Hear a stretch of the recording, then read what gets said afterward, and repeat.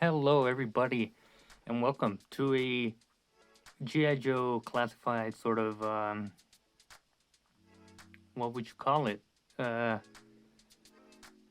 Simply revisiting where this line started. So we'll be taking a look at Wave 1, sort of my opinions on it. I don't know when this started. I think this was around 2019, I believe, right before COVID kind of took over. I think it was either 2019 or 2020. So, G.I. Joe Classified is around 3 to 4 years old now. So it's been a while. But yeah, we'll be taking a close look at Wave 1 of G.I. Joe Classified and talk about what they did wrong, how the community felt, and all that sort of stuff, and where the classified line is at now with its designs and how people are receiving the classified line. So first we have Roadblock, and I think this is the most forgotten and the most hated figure of classified. The head sculpt isn't the greatest, and we'll zoom in here to get a better look. It's not the greatest, and well, the damn phone always decides to ring when I'm recording. But as I was saying, nobody liked this figure. This head sculpt is terrible. I'll say that much. It hasn't aged well compared to the other ones in this wave, which actually have pretty good face sculpts. Mine has some weird paint there on his forehead. Yeah, overall, nobody really liked this figure. It was a good Roadblock at the time, just to sort of have there. Obviously, once they made the Amazon exclusive, everybody just used this as their Roadblock. And everybody used the Cobra Island one as a heavy duty. But yeah, this was far out there. There was a lot more gold with this guy, I feel like. Here at the shin guards, the boot, this knee pad, which we haven't seen used again. It's the whole entire different piece on top of the knee. Very bright gloves. The tattoo he had was pretty cool. It's a lion there. But yeah, this guy really didn't have much going for him. He had one knife here, which I mean was kind of cool, and then his accessory was just this futuristic looking sort of rail gun. So there was that. It had a removable mag, which was cool, I guess. But yeah, not the most well received figure, and that head sculpt really hasn't aged well. The beard looks kind of weird. Yeah, so this figure has aged poorly, and I just have him in my drawer, just there, forgotten. They did eventually repaint it with duller colors, and people kind of preferred that one for a while. Again, until the Amazon exclusive kind of took everyone's shelf spot for Roadblock. But yeah, I don't think even the repaint did the face sculpt any justice. So yeah, that is Roadblock. There's not much to look at. Those are his only accessories. So we'll move on to another character. Here we have Snake Eyes. I have him in this sort of crouched position, and I'm zoomed in. So there it is. Not bad. I mean, can't go wrong with Snake Eyes. He's a ninja, full out black outfit. So there's no way Hasbro could have ruined this figure. Overall, I thought it was pretty good. It was pretty basic. It didn't really try to modernize it or add futuristic details to it. I do have the first version, which was very awkward, and I did remove his knife sheath here simply because it is the first variant that we got that has this weird red line here on his face mask. But this knife sheath did not work. You could not insert the knife. It was something wrong with the mold, I guess. There was too much plastic in there, and so I just removed it. So yeah, I don't have all the accessories on him. But he's the one that kind of introduced the whole suppressor storage here with pistol, which has a massive hole in it. I don't know why. But yeah, there's that. He came with his sheath and knife, all in black, so no real silver paint for the sword. He came with a weird submachine gun, again with a weird hole in it, and a peg, which was for the backpack, which I don't use it on him anymore. I use it on the Fortnite exclusive Snake Eyes because I do prefer how this looks, but this is the backpack he came with, and you could attach the sheath to the side of the backpack, as you can see there. But yeah, we have gotten many different Snake Eyes over the past few years, and I mean, I didn't have an issue with this first one other than the weird red dot on his face mask. But like I said, I do prefer the Fortnite one. It just adds some more colors and stuff, and the one on the right here is just a more militarized sort of look. But they didn't really add any futuristic elements to his outfit, which everybody appreciated at that time.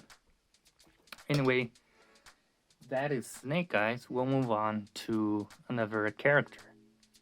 So here we have Scarlett. She's one of my favorite characters from G.I.JOE. But this is version 1 of Classified, and then we later on got a repainted version, which improved on the face sculpt. Not everybody was a big fan of the head sculpt here. Obviously, you know why. You're looking at it. It just looked too young. People were like, she seems a bit too happy to be fighting Cobra and, all that kind of stuff. Other than that, the entire paint scheme here didn't really bother me too much. I think some people did complain about the gold here. I was fine with it for the most part. I did switch out her belt with one of Lady J's, so it just looked better.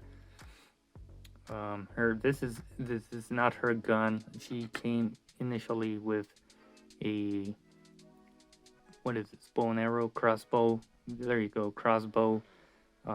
Pretty futuristic looking crossbow. I don't really use it on her anymore. But yeah, her design really didn't bother me as much. I've gotten used to this look, but that head sculpt could have been better. Could have gotten a better one, and they kind of improved it on this variant repaint.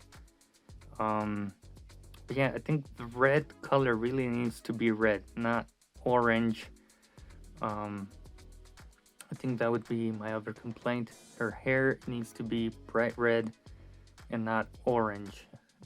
She's a redhead, but yeah, this repaint really did kind of improve and tone down the bright colors that she had. This is her original belt here, so you can look at that. I swapped it out for this one. But yeah, overall, not a bad figure. The articulation is something to be desired for. We should definitely get an update with double jointed elbows. Any future version they make of Scarlett. I hope we get double jointed elbows. But yeah, this was another character from the first wave. So we'll move on to yet another figure. So up next we have Duke here, and like I've said with Scarlett, I got used to it. I got used to his design. Not a big fan of these pants and the knee pads they've used, but I have gotten used to it, and the colors as well. Here we go. So, what did people complain about? What's wrong with them? Super bright watch. They didn't even try to like add different color to the, you know, parts that are supposed to be clear and whatnot. A lot of people don't like the gold accents and blue accents you see throughout him, but that's only in that little piece of a belt, and then at the legs. But other than that, he was pretty good representation of Duke, bit modernized and updated. So, you know, I came to like him a bit more. This knee pad bothered a lot of people. The sort of, what is it called? The asymmetry of the design. People didn't like. It doesn't really bother me. You're going to see him from the front. His accessory was his assault rifle with gold and the blue accents. People didn't really like it either. But it does look like a more standard assault rifle, but it obviously implies it's some sort of blaster and not you know, typical machine gun from nowadays. You have this weird bracelet here, silver. He came with backpack, removable binoculars. He came with this pistol, but in gold, so I switched it out so that it wasn't gold. But yeah, his face sculpt was pretty good for the most part, and they reused it with his new Tiger Force Duke, and they reused these knee pads and shin guards, which I don't like. But yeah, overall, I think Duke was a solid release in the first wave. So then we'll move on to our last and final figure of this wave. So this final figure we have is Deathstroke here, and they really didn't do much to his design. They really kept him kind of basic and plain to that of his original look, which was well received for a lot of people. I think he was part of the first wave. I had to search a lot of websites to see who was part of the first wave. Apparently he was. So yeah, here he is. He came with a gold pistol here. And a gold. Well, no, this isn't part of his original accessories, but he came with this weird blaster thing, which I think was pretty accurate to his older, more vintage guns. And he came with this briefcase, which I just used to store some of Cobra Commander's hands, but they're supposed to be explosives or something like that, with some keypads and screen in there, and a nice painted Cobra logo in there, and another one over here. So he was well received by the community. Not a lot of people complained about his design. It was pretty faithful to his vintage or cartoon counterpart. You have this gold necklace here. A lot of people complained about the circle though, and they redid him without this weird circle. It didn't bother me. It was fine. His eyes there, you can barely see them, but they do peek through. And yeah, that's Deathstroke. I didn't have any issues with him. They did redo him again without the circle, and then in a retro package. And I forgot to mention that Duke over here also got a repaint, but with, again, muted colors. I'll probably throw up an image, but I never got him. But yeah, that is the first wave of classified. For the most part, I was fine with all of them, except Roadblock. I absolutely didn't like it. I think when I first bought it, I kind of appreciated it more because I actually found it in store and I bought him. So, I mean, there's that sort of sentimental value. He was my first classified figure I was able to find in store. But yeah, he's really not stood up in the test of time. So, what did they do right and what did they do wrong? People just didn't like the future aspect of some of the designs, such as Duke, Roadblock, and Scarlett. They didn't like the gold accents of the figures, and so there was backlash.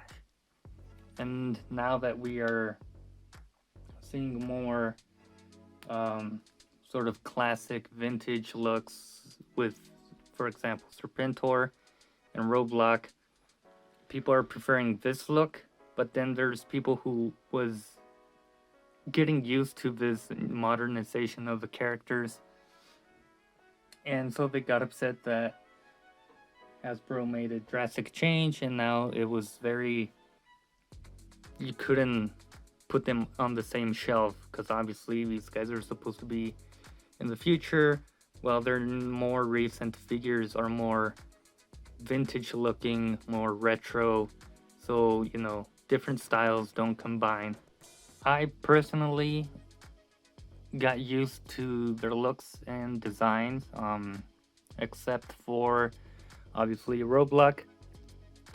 I don't really use them at all. We have the new Amazon exclusive that just obliterated any other Roadblock for the display.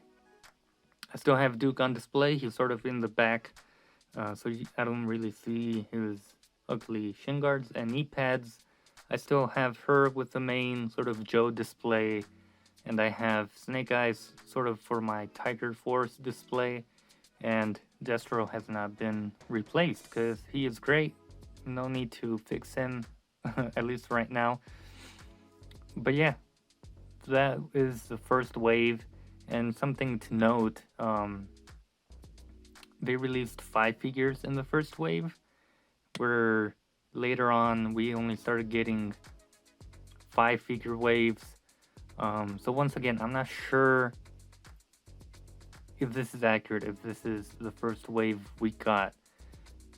I thought we had seen Deathstroke later on, but apparently he is part of this first wave. And I thought, I don't know if it was Snake Eyes or Scarlett who came after, or even Duke, they came after wave 1. But apparently this is wave 1 from what I could find.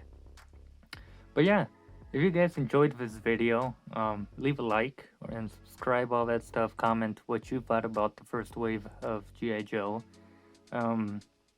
If you want to see a second video going through wave 2, definitely press the like button and I can work on that video. But this is specifically wave 1, humble beginnings of the classified line. For the most part, I still use the figures in my display. They're great. They still hold up and they look great. But that is just me. I got used to the style they were going for, but now we all kind of crave the retro, vintage looking style. But there is people who wanted Hasbro to keep up with the modernization and futuristic look. I personally would like to see both, just sort of updated designs of the characters rather than just having the full-on retro vintage look. But you know, if they're gonna go that path, I am fine with it. But yeah, hopefully we do get a few updates for Duke and Scarlett, who are the only ones I feel like could use a more retro vintage look. Snake Eyes Deathstroke look fine to me. Roadblock, like I said, has been replaced by the Amazon exclusive. That will do it all for the video. I hope you guys enjoyed, and I'll see you guys in a future video. Yeah, I don't really have a lot of figures to review at the moment, so uploads will be relatively slow for the time being. Thanks for watching.